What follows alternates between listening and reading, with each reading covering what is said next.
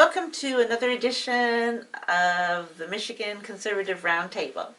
I've got TJ to my left, Mac to my right, and I'm Kim. Today I want to talk to you about the coronavirus. My question is the Dems are saying that President Trump isn't doing enough. My question is what are they expecting President Trump to do? Are they expecting martial law? Are they expecting shutdown of our borders? What are they expecting? I mean, we've got some of the best scientists in the world that are working on trying to find solutions, vaccines, and are vaccines the answer? Because we've got all those anti-vaxxers out there right now. Oh yeah, that's a big movement. So, what are they wanting? My gut response, right from the very start, was I thought of Eric Holder, never let a crisis go to waste. Leave it to the Dems to implement that on this whole topic. I mean, which also goes to their whole phony outrage and everything else. I think it's akin to what they tried to do with the hurricane that blasted Katrina, not Katrina, but they're trying to make it Trump's Katrina. And they're working so hard. Can we latch onto this one to smear him? Right. Is what I see. Well, in Puerto Rico, they were on him. He didn't do enough. He didn't do it fast enough. There were reasons why it got slowed down. None of them were his fault.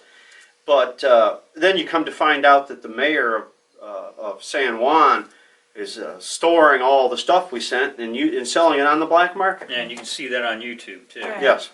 You know, and the thing is that we have a huge biocontainment lab, actually in Galveston, Texas currently, that is on the verge of finding a vaccine. They've been working on SARS and MERS, which, by the way, is a coronavirus. Okay. That they've been working on for years, trying to find a vaccine or even an antiviral that will help the symptoms of the coronavirus that could be coming out any day.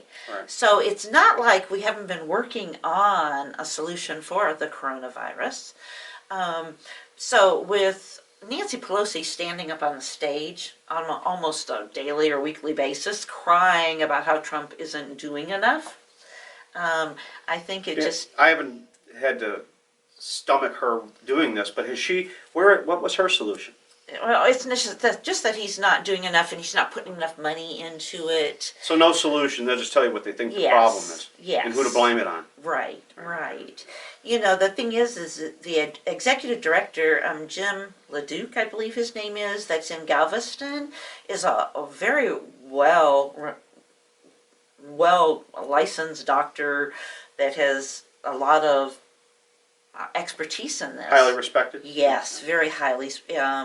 He's done a lot of projects in this, and he's saying that there's soon to be an antiviral drug that could be available to reduce the symptoms. As of last night, coronavirus, there's been 400 cases in the United States is what they've identified. They actually have identified an attendee of the conservative conference that Trump and Pence both spoke at. Wow. Yeah, I saw that. I saw that in the news. And in those things, they shake everyone's hand. And Yes. get a picture with everybody. And The last count I heard, and I don't know if you got an updated count, but I think they said something to the effect of perhaps 9 people in the state of Washington have died from coronavirus. I think that's been increased, but I'm not for sure as far as that Okay, goes. last I heard, and of course there was suspicion and theories as to why Washington seemed to be the state where it's mostly being affected on. Yeah, and it seems to be in their like nursing home or assisted livings or something like that with the elderly population in that state. the very young and the very older victims of these things. Right. New York last night was up to 89 cases. Right. Los Angeles is, and I don't know the exact numbers on that, were skyrocketing, but it's probably due to their homeless population, they're saying. Mm-hmm.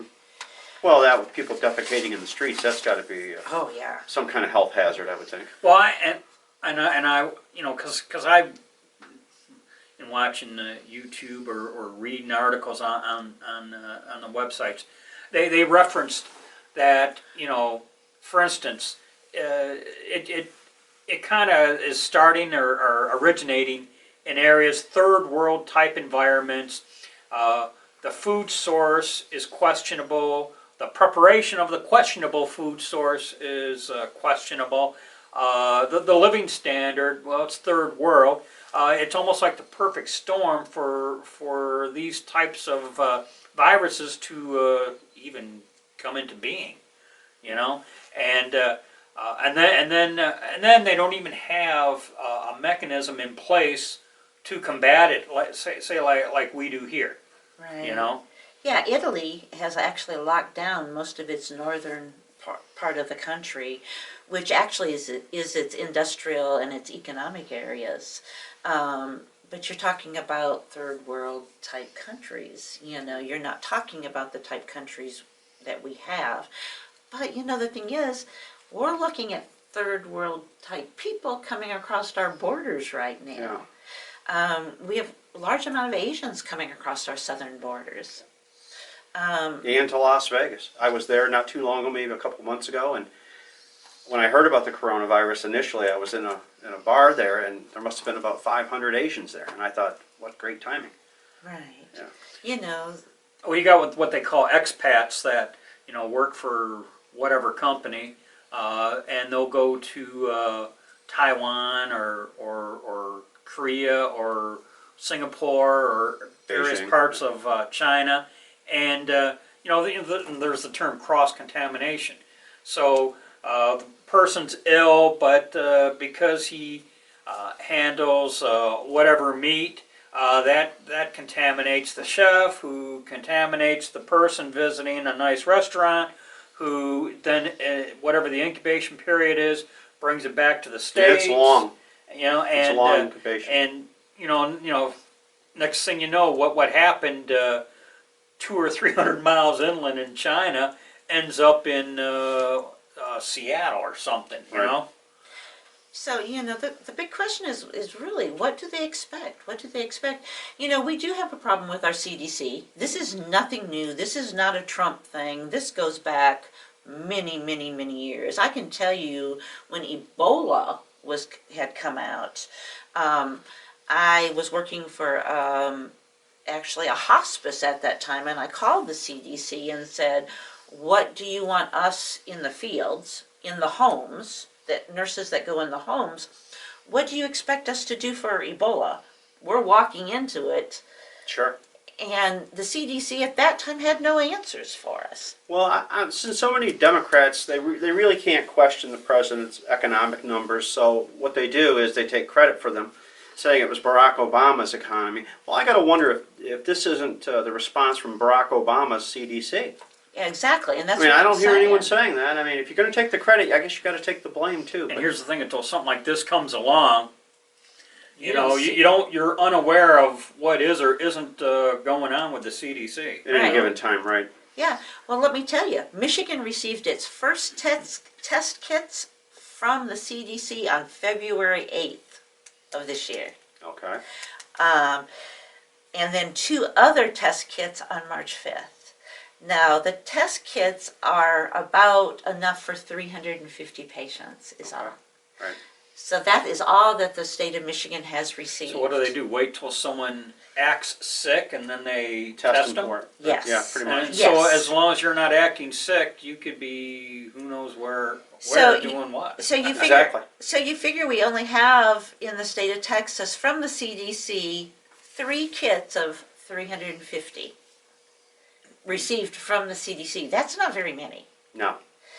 There are some states that actually, I was trying to see, that actually didn't start until March and didn't even get their kits. Right. This was discovered as starting to be a problem back in December of 2019, I believe, Right. in China. Yes. So so why is it taking the CDC so long to get these kits out to Well, these states? I don't know how The government never works fast. the political, And they yeah, want to. that's right. They want our control of our health care. It's the That's red right. tape. The red tape slows everything down. Right. Right. The aforementioned regulations from President Obama's administration. Yeah.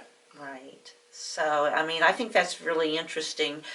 The state of Michigan is looking into privately contracting to get kits Oh, the from wicked private. privatization. Yeah, huh? there you go. The private sector getting Yeah, it done. and getting rich in the process. You know, Which of course, is- we're being devil's advocate here. Yeah. Which is actually much more efficient as far as it, and actually we'll be getting more kits that way in the state of Michigan, they Right. said. As of Friday, though, Pence announced that throughout the United States that 75,000 patients have now been, it has been distributed enough for 75,000 throughout the United Okay. States. But Michigan seems to be lagging a little bit. Well, we are just the flyover people, so. Yeah, we're not on the edges, Right, of the country, so. And if I may make a comment on the topic, I had heard on Rush Limbaugh's show, and I actually came across it in an article also. The Dems, yeah, initially they were quick to try and smear Trump on this issue, but then, you know, once President Trump mentioned, well, this is why we can't have open borders, and this is why when people come into this country, they need to be screened, and all of a sudden there was this, he's right. You know, and I kind of got the impression, and what I was hearing and reading was, the Democrats may have inadvertently painted themselves into a little bit of a corner on this, where you know, they so badly want to get Trump on the border policy, but in saying that Trump didn't do enough, oops, we were complaining about what he was doing as being too much, and you know what, they're trying to have it both ways when you think about it, you know. Exactly. So those are my thoughts. So, anything else? No, I think you covered it well. Okay.